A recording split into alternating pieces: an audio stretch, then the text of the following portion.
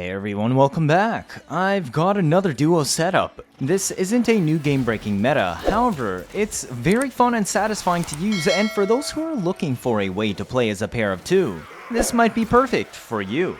Courtesy of Mitsu, thanks for originally showcasing the concept with me on stream. Without your suggestion, this idea never would have crossed my mind. We're looking at a very unusual way to do DPS today. Instead of taking two frames to their absolute limits, Mag and Lavos, we are using a very unique interaction to bring a synergistic DPS rotation. Each frame is super strong in their own right, with Mag in particular being directly buffed with reworks at Veilbreaker and Lavos receiving Spotlight in my Archon mod showcase. Together, this is an infinitely scaling and extremely easy setup to use, but communication and teamwork is key.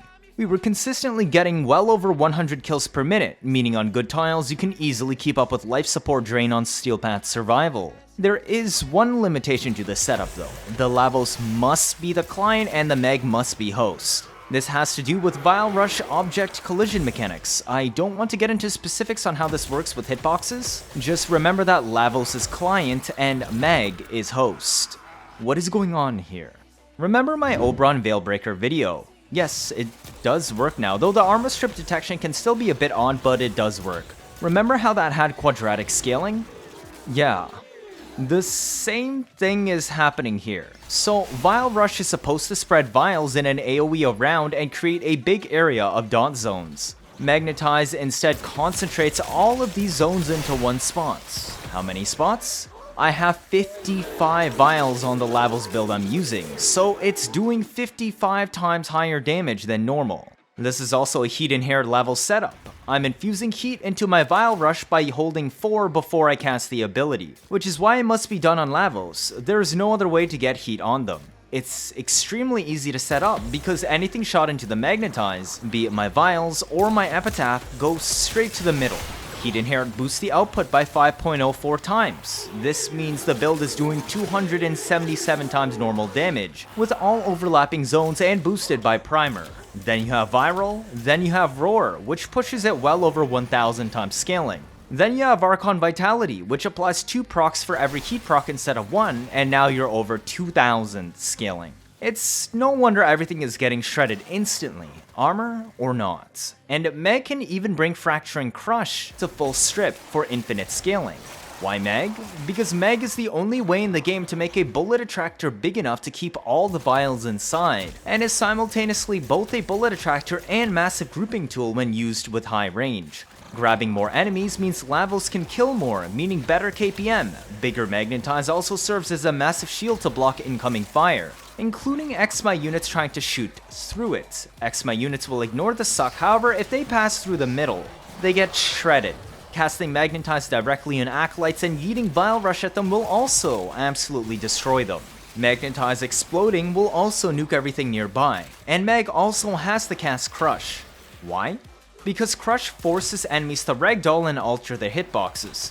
This also forces the Vial Rush to explode under the enemy, as the AoE zones require the vials to explode to do their damage. Without casting her 4, it takes much longer for them to explode and thus kill. Therefore, Meg might as well run Fracturing Crush to also full strip enemies at the same time for the infinite scaling. Any enemies standing on the exploded vial patches take heat procs several times per second. These heat procs are boosted by my heat primer and last over 8 seconds on this build. Basically, enemies will reach nearly 1000 heat procs before the ability expires, and since heat procs refresh all stacks at once, everything will be dead before then. Since all of our DPS today comes from abilities, the only piece of equipment that really matters is your primer. I'm bringing a heat inherent Epitaph primer just for the consistent AoE, but since we are priming into Magnetize, you do not need to bring Prime Fulmination. Everything will be already grouped for you. Basically, whenever you build heat procs on an enemy, the status duration, elemental heat percent, and Bane are determined by the very first heat stack applied. For all stacks afterwards, it will scale off of these predetermined values applied on the first stack. Any stat I didn't list will instead scale off of your current weapon or ability to apply extra stacks of heat. This includes your normal mods like base damage, crits, multi-shot status, etc. Ability damage is always treated as having only 100% base damage and only 100% elemental heat. This means you can massively buff the damage all your heat procs will deal, including those done by abilities, by inflicting the first heat proc with a weapon modded for heat. This is a Heat Inherent Epitaph Primer, and it has Viral in Heat. Notice how I have 225% heat modded on. If I shoot an enemy with this first, all heat procs applied after, including abilities, will scale off of their natural 100% heat plus 225% heat, meaning even abilities will now deal 3.25 times more damage than normal on their dot. Also, remember how Banes double dip on dot builds? Normally, there is no way to apply Banes to abilities, outside of Exalts and exceptions like Toxin Lash and Zada's Whisper. However, the heat status itself is also an exception. Double dip mechanics on heat work differently. One of the dips comes from whatever equipment was used to inflict the first heat proc, and the second dip comes from whatever equipment is currently being used to inflict new heat procs. This means if you use a weapon with a Bane to inflict the first heat proc, then all procs inflicted by abilities afterwards will benefit from this Bane as well. Therefore, we have modded Primed Expel on this Epitaph. This is an Epitaph both Mag and Lavos can bring. It doesn't matter who shoots it, just one of you needs to do it before Lavos Vial rushes through the enemies.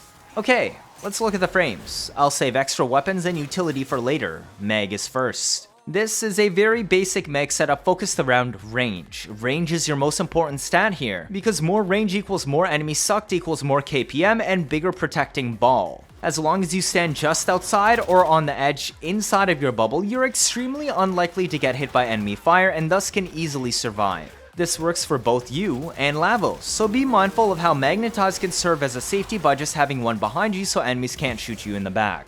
We need at least 134 strength to full strip in one cast with the Fracture and Crush augment, so I slotted Umbral Intensify here. If you don't care about the instant kill and infinite scaling, you can skip both of these two mods, however I wouldn't recommend doing that. Prime Flow to bank energy better since both frames will be using Energize today, Rolling Guard to remove pesky status effects, and Prompt Continuity to make Roar last longer. Now, why Roar? Because it double dips for Lavos, and with your massive range it will be easy to buff them. Magnetize Discharge pushes Magnetize out to 235 range for an 18.8 meter suck. Now, this is a hidden stat, but the pull is 18.8 meters. With the insane radius of our bubbles, this augment also lets you pop them as needed and also offers insane explosion DPS within a 35 meter radius due to the absurd damage Lavos' Vials will do in rotation.